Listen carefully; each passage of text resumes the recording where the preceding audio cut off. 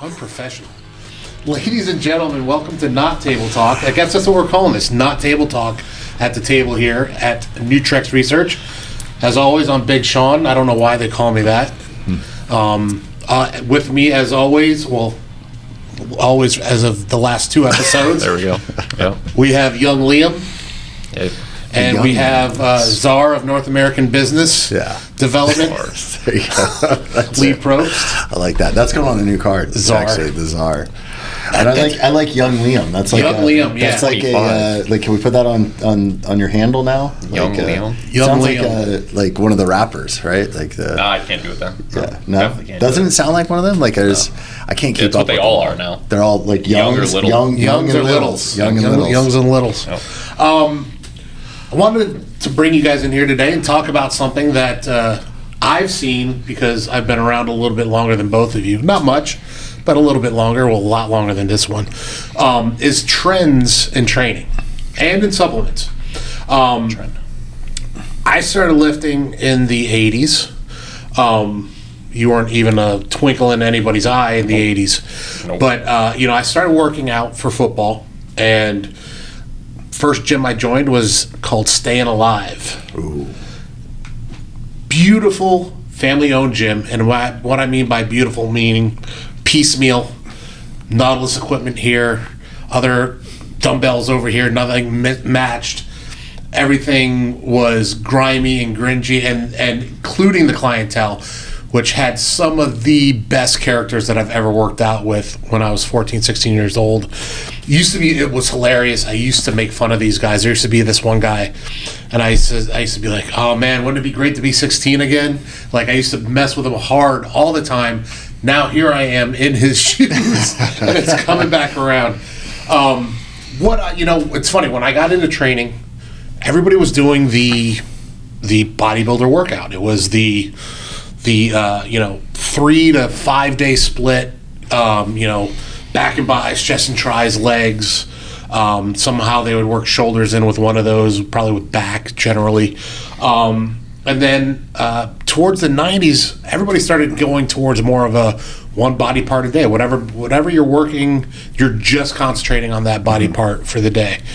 And then over the last couple of years, we've seen the more functional fitness come into play, with the CrossFit becoming so popular. But not only just that, but kettlebells. Like, it's like we've gone back to the 20s. We got kettlebells, we have maces, we have all this stuff that seems to everything old is new again. And so I've watched these trends come and go, and I'm wondering if there's any trends that you guys have seen that you were like, this seems pretty cool, and then you actually looked at it and was like, it's been done. Yeah. You want to go first, or No. No? You got more experience. I got more experience than that. I do. Thank you. I'll take that. So, everything is, old is new again. I think, we've had those conversations about stuff coming back around. For me, and being a trainer for a number of years now too, I've seen a lot of these trends. I've done a lot what you've said too, from back in the day, of different training splits, like back and buys together, chest and try days, things like that. I've certainly done and been a part of single body movements or single isolation body parts and things like that. When it comes to the trends, though, for me personally, what spoke to me actually was calisthenics. Was that was really cool. That calisthenics kind of had this resurgence where that was really popular in the 50s, 60s. Was and I forget the guy's name, but that popularized the physical fitness for schools back in the 50s, and everything was calisthenics and body weights. There was kettlebells. There was your strongmen and stuff like that. People were definitely lifting iron back then, but I think it was like it was definitely in the 2000s. It was like around that 2011-ish to 2015 that calisthenics started getting really popular again. You started seeing a lot of the bar star guys and things like that getting popular on Instagram and YouTube and doing those workouts. That to me was really cool. I dug into that really deep at about it must have been right around that time, like a 2015-ish 2014 2015-ish. I mean, this is while working out with Ronnie, one of the greatest bodybuilders of all time, and he's like, what are you doing, man? Like things like that. Wait. How weird is it to be working out in the same gym with Ronnie Coleman?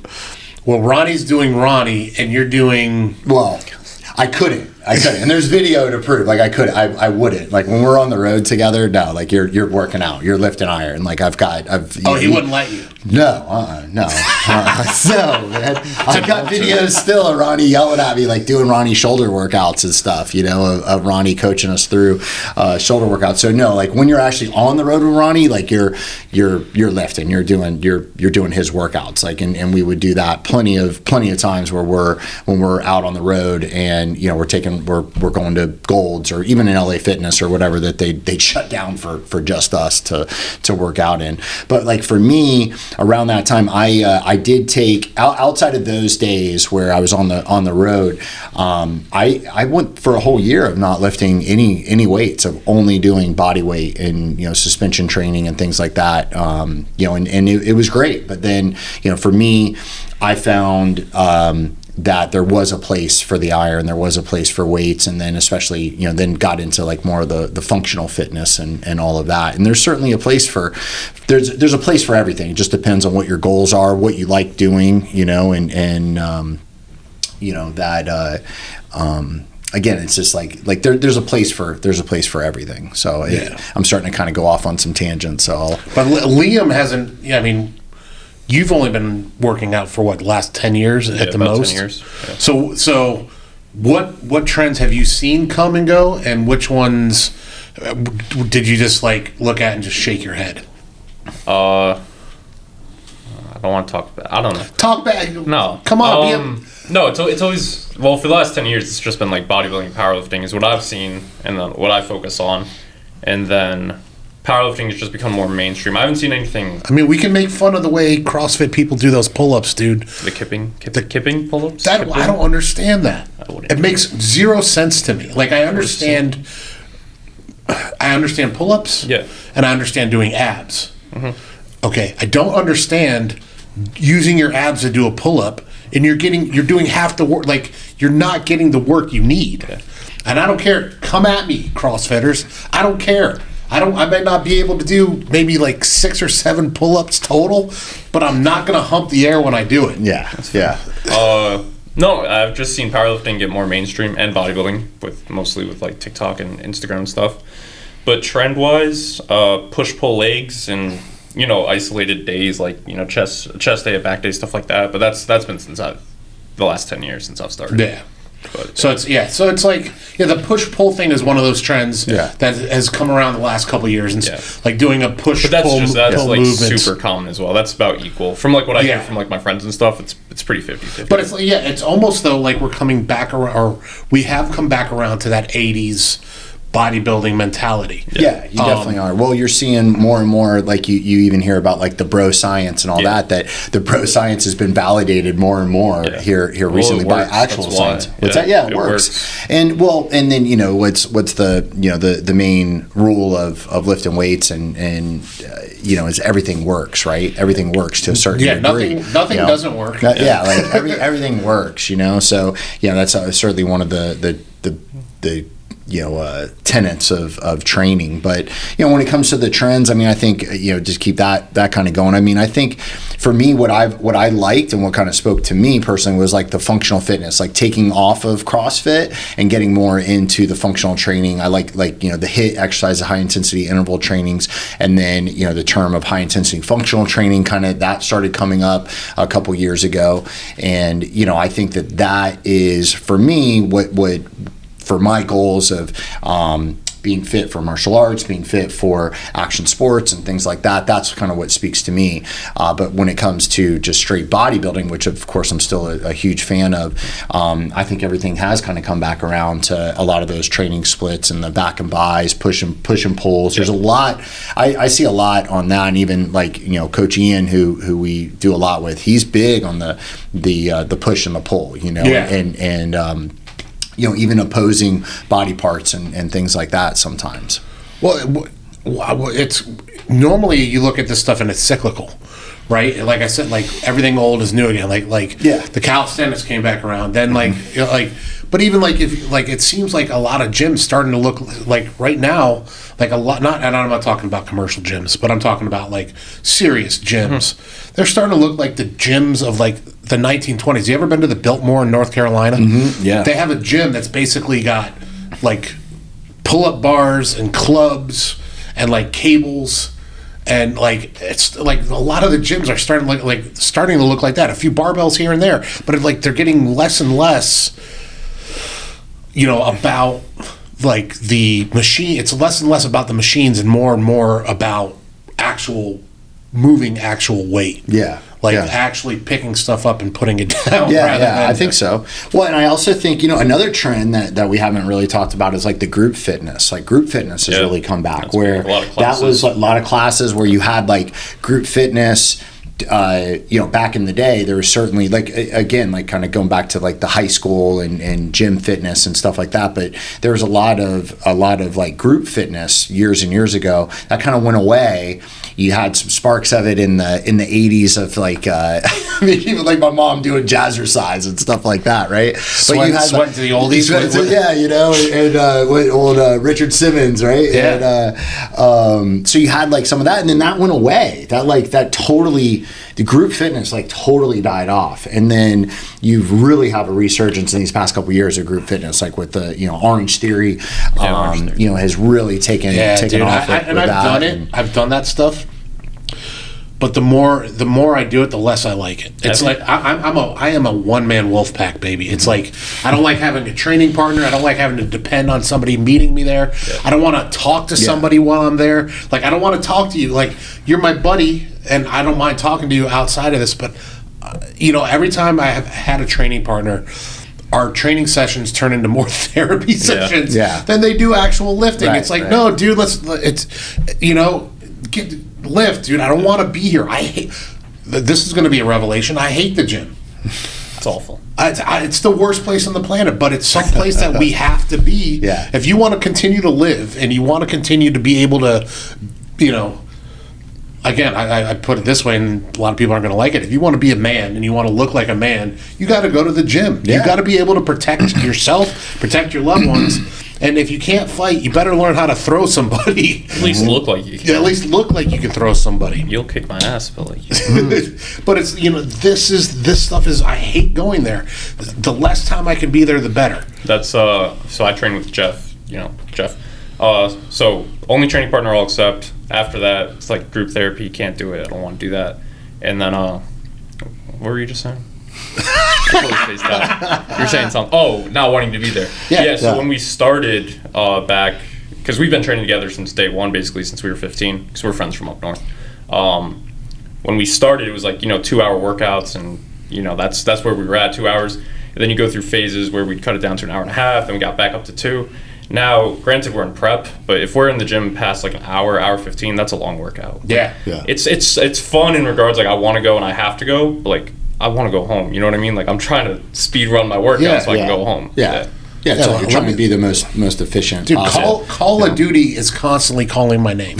Yeah. Anything except the gym. Anything but my bed or the pool, yes.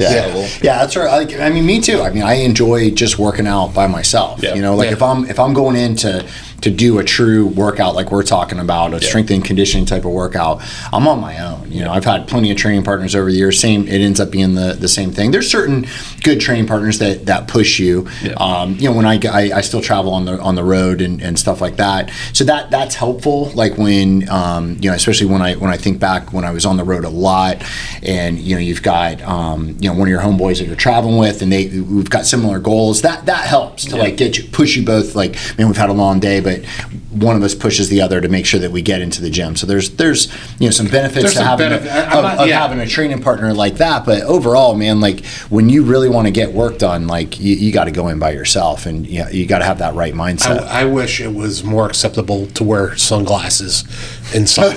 Like I want earphones and just stamp a F off on your forehead, dude. I'm not antisocial, but like I just want to get it. I just want to get it done and go home, dude. I just want to get it done. Like training alone is great. I mean, with Jeff, you guys know us. We're basically the same person. That's why it works, because we'll go a whole hour and a half workout. We don't have to say a word to each other. Like we know what weights to change. We know what sets next. Like we don't have to talk. It's basically being alone. And then you get the pro of someone pushing you after a long day or something. Because if I'm tired, but he's doing 10 pounds more than me, I'm gonna push myself to match that. You know what I mean? Right. So. Well, when you guys wear headphones? Yeah. We can go the whole workout without talking. Yeah, it's 100%. Yeah, it's great. Yeah, that's good. We'll give a nod or like a point. That's it. What about when you're spotting? Do you guys say anything to each other? No, just whatever. You just know. Perfect. Yeah, perfect. That's great. Yeah. Yeah. Trends are weird, dude, and again, they come around, they go around, and we see it with workouts. We see it with a lot of things in fitness. But do we see it in the supplement world? And I think so too, because when I first got in, again, when I first started working out, one of the biggest supplements, like you couldn't really get supplements. Like there was very few supplement stores, right? GNC really wasn't big when I started. They started coming on late '80s more. But like we had little mom and pop places. There's a place in West Palm called Sunflower Nutrition, and they had like everything you needed plus chalk. Like you could buy chalk there, which was like, holy crap! You could buy weightlifting chalk, which I don't miss. Carrying around a Tupperware full of chalk at all. No. But back to it used to be carbo drinks. Like that was was it American? There's ABB was the big one. The Carbo Force. They had that when I started too. That stuff, it tasted delicious. I don't know what it did for you back then. I was just like, I'm at the gym. I should drink a Carbo Force because everybody's drinking a Carbo Force. Right? Yeah. Yes. And all it basically was sugar. That's it. It was sugar. Yeah. It was a couple of other electrolytes, and that was it. Yeah. But that was the big thing. Protein hadn't been it wasn't huge. Yeah. Protein didn't come on, I don't think, for my generation till like the late 80s and early 90s. What was the big one? Designer Whey? Designer would, when you started. Yeah. Old fuck. Well, I remember all these. I've been a supplement geek for, as Shawn knows, for most of my life. I've been into supplements and been a little bit of a supplement nerd for half my life. So. But then after there, and then Metrics. Yeah. When Metrics was the coming on of Metrics seemed to blow everything up. Well, you had Metrics, and you had EAS, and EAS and Bill Phillips, and you had the Body Challenge. Yeah, the Body Challenge. The Body Challenge. That was that. Honestly, even thinking about that was what really got me into supplements, because we had a guy who's still one of my mentors, Scott Van Duzer, at Big Apple Pizza in Fort Pierce. He was a big time bodybuilder, and this is 96. Or so that we did one of the Bill Phillips challenge. Got a box. You got 2 boxes as big as this table to go through and hit that challenge, because we just wanted to win the year's supply of EAS and get into the magazines and well, all they suckered you guys in. Yeah, we did. We totally got suckered. What was the challenge? It was a body challenge, a transformation body transformation challenge. Okay. Yeah, so you had to buy the kit or whatever, and then you Redcon, their first form does that. They do some stuff like that, yeah. Similar. So now, which it's again, back to trends. What's old is new. That's still popular. You also have these trends of that you had back then too, of coming out of. Certainly coming out of the 80s and into the 90s, and all throughout the 90s, you had a lot of the before and afters, right? Right when I started here, they either just finished one or they were debating starting Yeah. one with like Lipo 6s and stuff. Yeah, and Nutrex definitely did. We were totally known for all that, you know. But then what ended up happening was it wasn't us, but other companies, you know, got called out for, you know, fake photos and things like that. Shreds was a big one. You know, Shreds was. With a few people. Yeah. I remember Shreds. Yeah, so so those trends have been around and definitely come back around. I think, you know, the trend that I see right now more than ever is creatine. Is how creatine is just continue. It's always been there. It's been there. It's for the a while. most studied supplement, you know, of all. And you know, most proven, right? But it's gone in waves, you know, and of you know, all these, especially when you look at the 2000s, the early 2000s, mid 2000s, and all these different types of creatine that were coming out. The buffered creatines, the creatine ethyl esters, and you know, crealkaline, and all this stuff. And you know, really, what's come out now is with all these studies is just straight up creatine monohydrate is the best thing for you, you know, and that it works, you know. Yeah. So and so you see that, you know, you see that a lot more right now that creatine is really like kind of come back to the forefront. Yeah. When I started, it was still like up in the air if it was like, well, people were still like have the notion it wasn't safe or healthy. Because I remember like freshman year of college, one of my buddies had to like convince his mom to let him take creatine because like the general public thought it was this awful thing for you. It's like egg yolks. Yeah. It's like, honestly, it's like egg yolks. Oh, they're the worst thing for you. They get cholesterol, all this stuff, fat, all that stuff. Yeah, it's all the stuff your body needs. Yeah. And 100% almost, what do they say? Almost 90% of the nutrients is in the yolk, and most people throw it away because, you know. They threw out, I mean, that's, you know, a lot of the thing with eggs was because, not the FDA, but was it the USDA or whatever had come out, you know, and saying that about the cholesterol, right? And then that was all overturned because we know that dietary cholesterol has no impact on your blood cholesterol, right? And so, but that's still one of these kind of myths that's still out there. Like you still hear people say eggs are bad for you. Yeah. It's crazy to me. It's just the most organic source of food. Yeah, it's one of the best. Yeah, it's not processed. It's just. My mom has a farm in North Carolina, and she's got like 50, 60 chickens. So every morning she goes and collects like 30, 40 eggs. They sell them, but like, you know, there's nothing like we get organic eggs at the store, but like when you pull a warm egg and you crack a warm egg, it's just like, dude, it is so good. And it's like, of all the things that I think we should have as suburbanites, everybody should have a couple chickens. Some chickens. Yeah. I mean, I'm striving for that. Get out of the regular suburbia, the HO. Get out of my HOA. Where you get some chickens. I think a lot of people are trying to like make that shift lately. Not to get like political and social, but a lot of people want to kind of do their own thing. Yeah, get off the grid. Get your own homestead going. Yeah, totally. Yeah, feeding yourself. I mean, depending on when you watch this, I just read that they're going to make aspartame a carcinogen. Like it's going to be classified. I don't know what that means.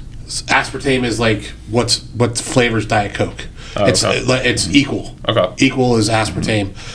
That they are now going to classify it as a carcinogen.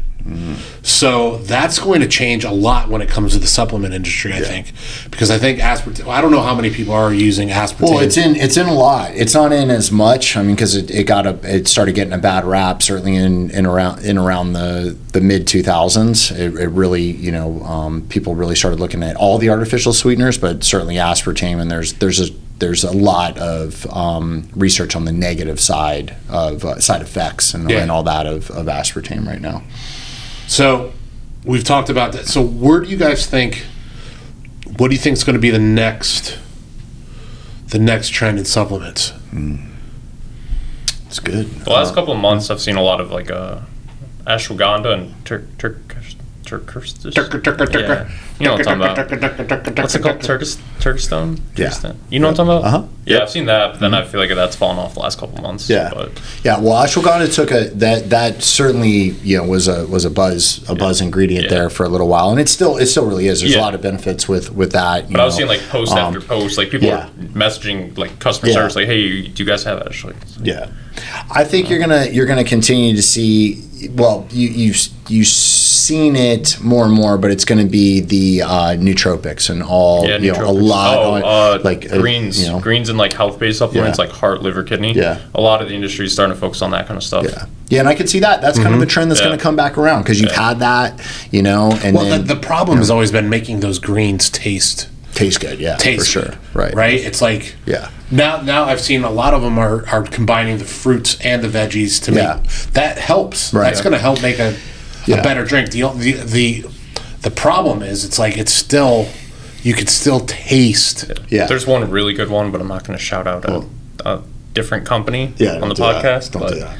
It's out there. Yeah. But I think that, and then heart, liver, kidney. Sorry. No, just that. I think the last couple of years, especially in bodybuilding, a couple of the big names have passed away. So I think that put a lot. The last couple of years, there's been a lot of deaths. Yeah. So I think that was a big wake up call for a lot of people because the federation changed like some of their rules and regulations and stuff. So just more of a health conscious bodybuilding, powerlifting notion going forward. But do you think that's why we're coming back around to the more that classic physique as opposed to? I think it's more attainable. Well, I think for mainstream, people gravitate towards it because it's a little prettier looking than open bodybuilding. I mean, now open bodybuilding is becoming more aesthetic. Like they're getting rid of the bubble gut. That was a thing for a couple of years. But Thanks, Dorian. But people gravitate towards classic because it's a little more like streamlined, I guess. It's a little easier to see that. It's healthier looking. It looks healthier. Bottom line, it looks healthier. You show me somebody in classic versus open. And that's exactly why it's gaining so much popularity. Yeah, it's like you like. Of course, everybody like the mass monsters are. But I want to see the freak. Like me personally, I want to see the freak because I can pull up 100 classic guys that look identical right now. Right. I mean, you could make the same case about open, but at least they're freaks. Like there's something there. There's something that turns your head and go, "Holy crap!" We are the same species. Yeah. So that'll always exist. For sure. Yeah, totally. Yeah, the freak. I don't think you'll never get away from the freak. Yeah, but here's the problem. Here's what I think happened to bodybuilding, and it's happened to anything. And if you look at professional wrestling, you look at anything, because let's be honest, it is show business. Yeah. Okay. Yeah. When if you look at the old like carnivals of old, they were all-encompassing entertainment, and then they had the freak show on the side, and the freak show was always, everybody would go through the freak show and blah blah blah, but you don't want to just go to a freak show, and that's what seemed to happen to bodybuilding. Everybody became a freak, and it became so like again, it's just like unhealthy and unattainable unless you want to spend $10,000 a month on gear and eat until you explode every day. And then risk health issues on top of it. Yeah. So the last trend that I'll say, as I'm sure we're getting close to time. So you are seeing this, and I think you're going to see it more. Is since we're really coming to the end of the prohibition of marijuana, you're going to see CBD and even THC implemented more and more into the supplement side. I've been saying it for years that it's on the horizon, and it's happening now. And especially like CBD, where you saw protein really start to come into all facets of your nutrition that was probably like later 2000s, like 2010-ish, 11. You had like obviously Nestle and Post get involved into the supplement game. And everything's, and what I mean is like everything started to become infused with protein, right? All your cereals and all that, and became much more mainstream. I think you're going to see, you're starting to see that, and you're going to continue to see that with CBD, and then eventually you'll see that with at least versions of THC. I think that's going to be one of those next trends that happens. Smoke it up, bro. Yeah.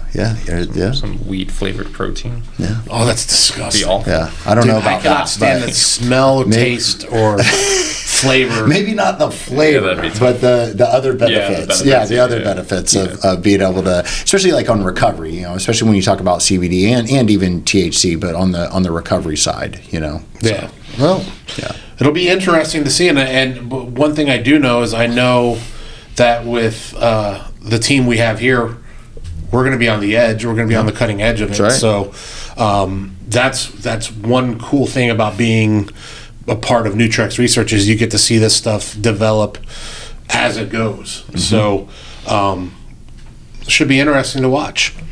Ladies and gentlemen, thank you for watching. Hopefully you enjoyed what you saw. If you did, do us a favor. Like, share, comment, subscribe to the channel. We're going to keep doing these. They're fun. And if you're not listening, who gives a crap, you know? This is for our entertainment. It's pretty fun. Yeah. And we do want to help you guys get better. That's our mission here, dude. Our mission is to help change lives. As a supplement company, that's what we're in the business of, man. Mm-hmm. Changing lives. Yep. So we're here to help you guys. If you have any questions, comment, let us know. We'll do some research. We'll talk about it. But do all that good stuff. Hit the bell, hit the heart, hit everything, hit the thumbs up, and we'll see you guys next time. Good job. All right. Later. All right. Thanks, everybody.